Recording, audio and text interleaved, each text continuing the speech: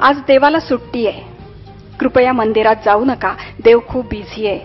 त्याला साकडं घालू नका. जायचंच असेल तर जा एखाद्या अनाथ आश्रमात. तो तिथे लहान पोरांना हसवतोय. तुम्हीही हसवा एखाद्या कोमेजलेल्या फुलाला. आज देवाला सुट्टी आहे. तो भेटेल तुम्हाला हॉस्पिटलात प्रेमाने रोग्याला बरा करताना. तुम्हीही जा आणि हातभार लावा. मात्र आपली तक्रार सांगू नका, कारण आज देवाला सुट्टी आहे. तो दिसेल वृद्धाश्रमात आजी आजोबांचे डोळे पुसताना. रुमाल घेऊन तुम्हीही जा त्याचे अश्रू पुसण्यासाठी. मात्र आपले अश्रू दाखवू नका, कारण आज देवाला सुट्टी आहे. तो बसलाय ट्रॅफिक सिग्नलवर खेळणी विकणाऱ्या मुलांच्या सुरक्षेसाठी. तुम्हीही जा हातात वह्या पुस्तकं घेऊन. त्यांना सुशिक्षित करा.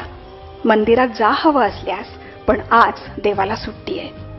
तो बसलाय अन्नाच्या कणात. उगीच अन्न वाया घालवू नका. जमलं तर एखादा घास द्या भुकेलेल्या माणसाला. तो आज त्यांच्यातच रमलाय. देवाचा वेळ वाया घालवू नका. त्याला भरपूर काम आहेत. जमलंच तर काही समाजकार्य करा. आज देवाला सुट्टी आहे.